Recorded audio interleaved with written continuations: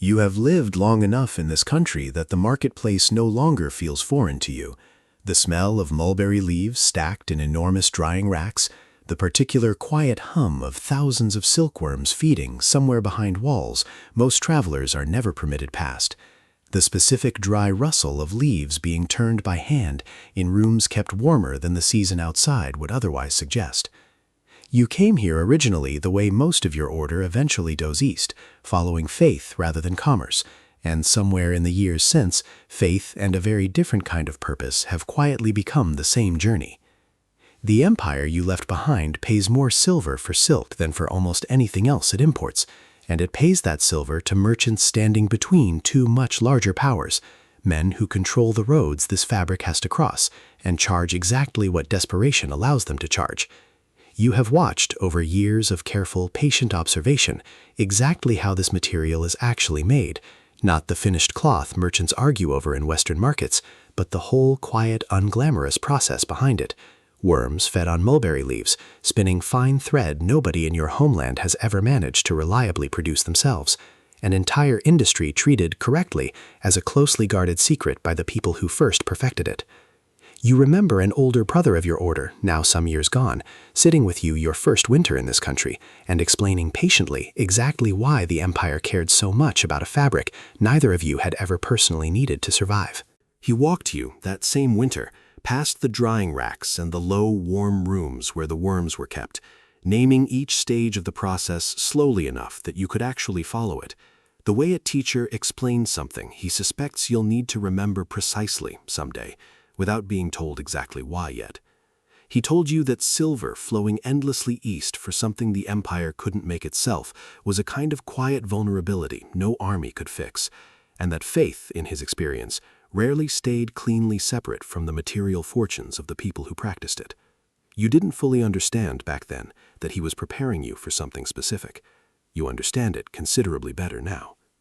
The instruction that eventually reaches you, carried quietly through channels your order trusts more than official correspondence, is not subtle about what it's actually asking, even though the language used to phrase it carefully avoids saying it outright.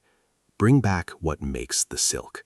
Not the cloth, not a description of the process, the actual living beginning of it, small enough to carry, valuable enough that an empire has apparently decided it's worth the risk of you being caught trying. You know enough by now to understand exactly what that means, and exactly how much smaller a task it actually is than most people would assume. Not full-grown worms, delicate and impossible to keep alive across a journey this long.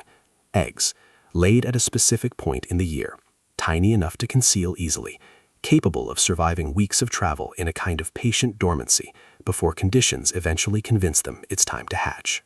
You have spent longer than you'd like admitting simply learning to recognize exactly the right eggs at exactly the right stage. The difference between a batch that will survive the journey and one that will quietly die somewhere on the road before ever reaching anyone who could use it. Gathering them when the season finally allows it is slower and more nerve-wracking work than you expected it to be, even after years of preparation. Small enough that your hands shake slightly the first time you actually hold a full collection in your palm, aware suddenly of exactly how much value and exactly how much danger currently rests in something this genuinely tiny.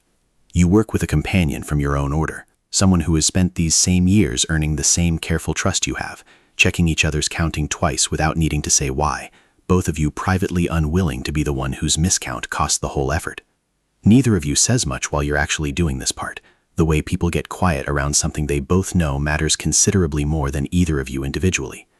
The hollow walking canes you've prepared for months look to any casual eye exactly like the plain traveling staffs any pair of wandering monks might carry, worn smooth from genuine use, nothing about their outward appearance suggesting anything worth a second look from a border guard with better things to do than interrogate two unremarkable travelers. Packing the eggs inside them, cushioned carefully against jostling, sealed against both moisture and the kind of dry heat that could kill them just as easily, is the last piece of preparation standing between years of patient work and an actual attempt to leave.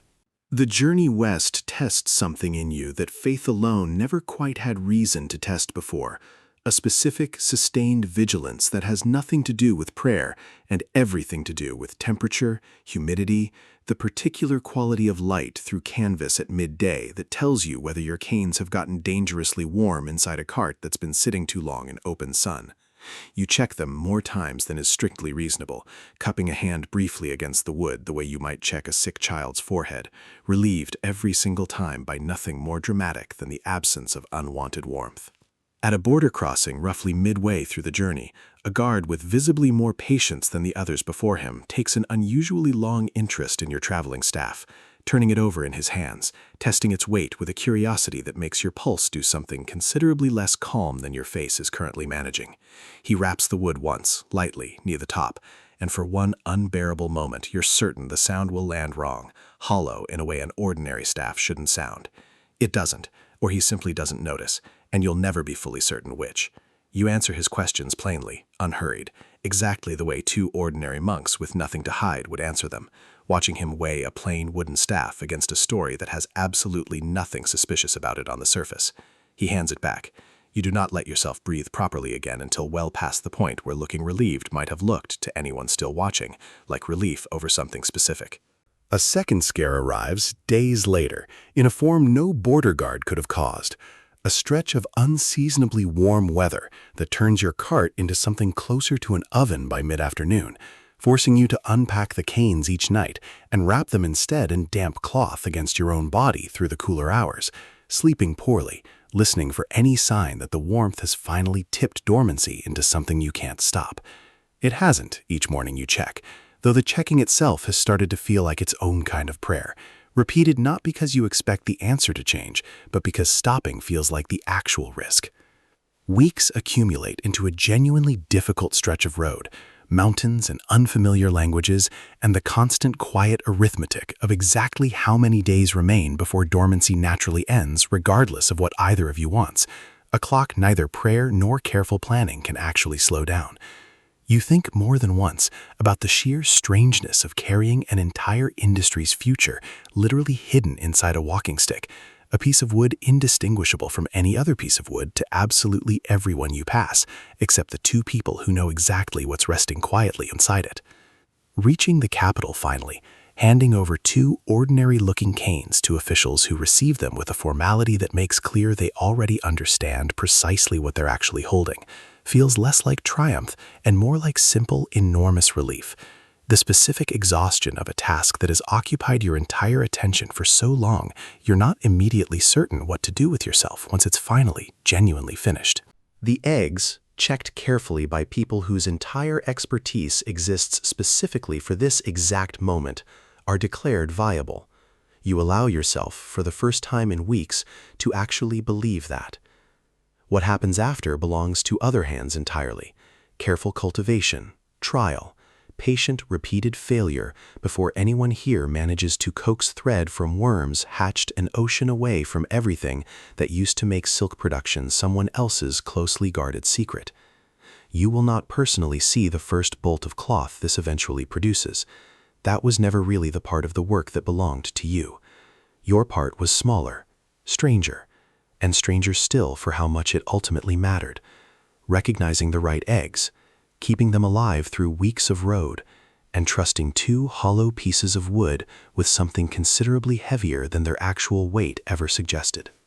For centuries afterward, the empire you carried those eggs toward would maintain its own thriving silk industry, no longer dependent on foreign merchants controlling both the supply and the price of something it had once been forced to import at whatever cost was demanded.